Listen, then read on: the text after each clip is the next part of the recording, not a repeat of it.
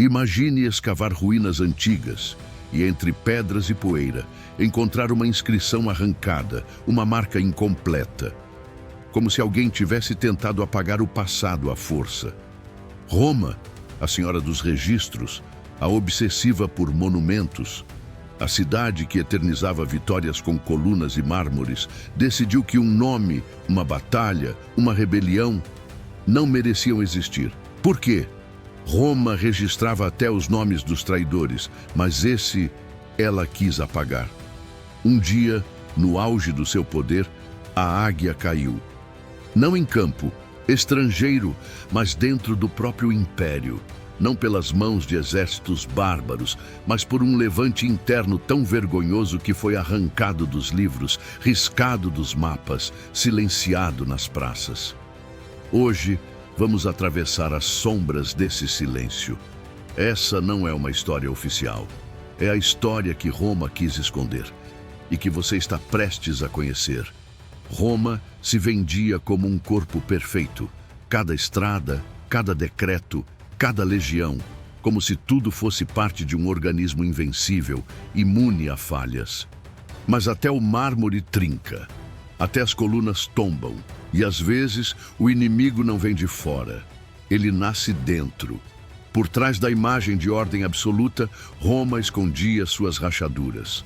Tribos subjugadas à força, impostos que esmagavam famílias inteiras, culturas inteiras sufocadas em nome da civilização. Essa história começa assim, não com uma guerra declarada, mas com um acúmulo de abusos, silêncios e indignações. Roma ignorou sinais, riu da possibilidade de uma revolta. Achava que o medo era suficiente para manter todos ajoelhados. Mas um dia, numa cidade esquecida nos confins do império, uma faísca acendeu. E Roma, pela primeira vez em muito tempo, não soube o que fazer. E se essa história chegou até você, é porque ela não queria mais ser esquecida. O que Roma tentou esconder por séculos está finalmente sendo revelado. E você faz parte desse resgate histórico. Se isso te prendeu até aqui, é porque há algo dentro de você que não aceita histórias incompletas. Então deixe o like agora para que essa verdade alcance mais pessoas. E se inscreva no canal, porque o que vem por aí vai mudar sua visão sobre o Império Romano para sempre. Você não está só assistindo a história, você está fazendo parte dela. O que aconteceu naquela noite não parecia o início de uma guerra, parecia caos. Gritos ecoando pelas ruas, soldados romanos sendo atacados em emboscadas improvisadas, tochas lançadas contra edifícios do governo. Não havia tática, havia fúria acumulada. Pescadores, ferreiros, escravos libertos, gente simples, cidadãos que Roma jamais teria notado, até que decidiram virar o rosto e morder a mão do império. Eles não tinham um exército, mas tinham algo que Roma não conseguia controlar. Raiva com memória. Naquela cidade, que durante décadas havia sido obrigada a reverenciar estátuas de imperadores desconhecidos, alguém quebrou a primeira imagem de César. E isso se espalhou como um vírus. O levante não começou nas fronteiras. Ele começou no coração de um povo que decidiu parar de temer. E enquanto o Senado dormia tranquilo, o império começava a sangrar por dentro. O nome dela quase se perdeu, e não por acaso. Era uma cidade fronteiriça, sufocada há décadas sob a bota romana.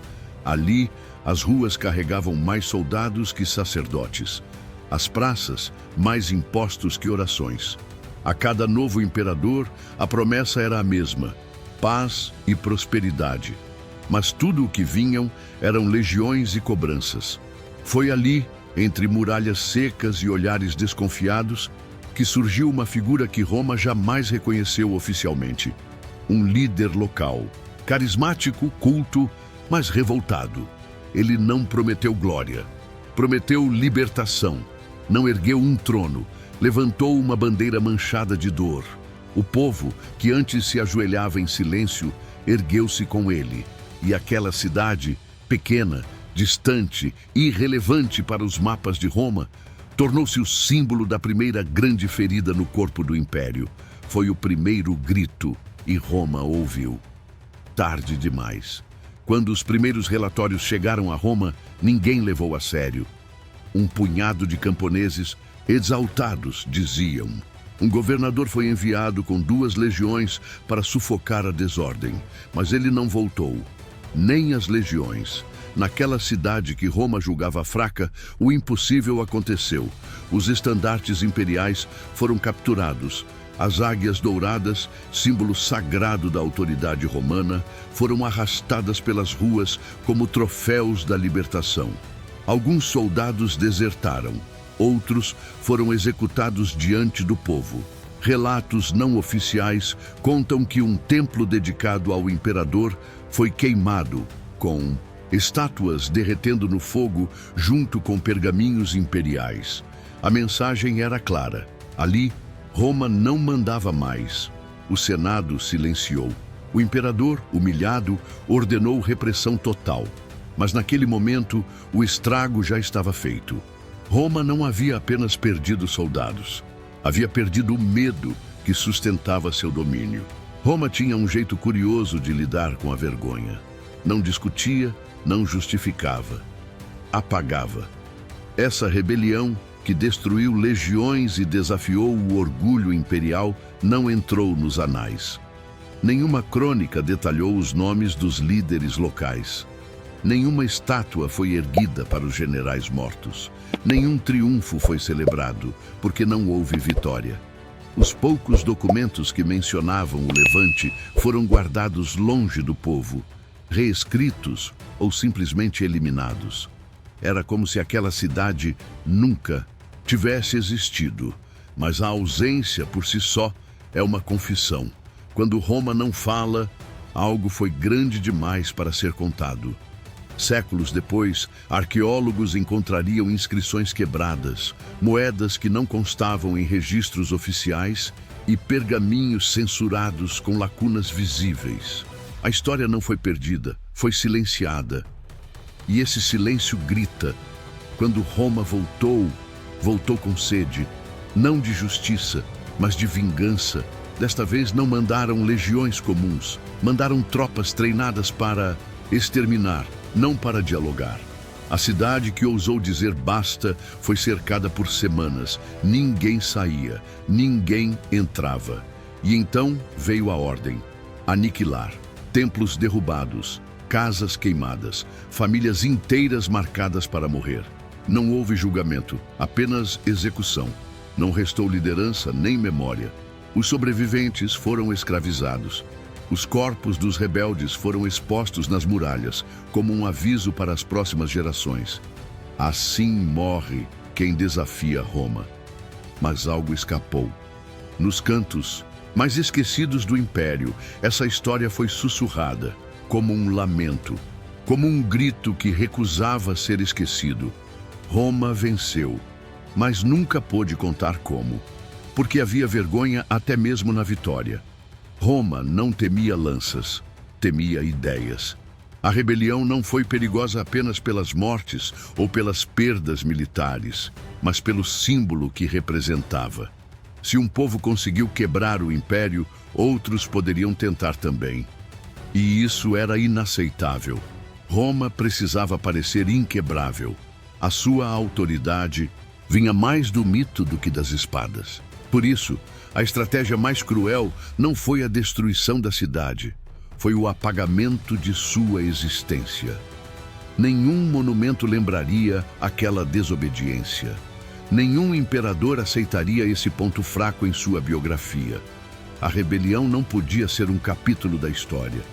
Tinha que ser uma lenda proibida, e assim ela foi soterrada sob mentiras, poeira e medo.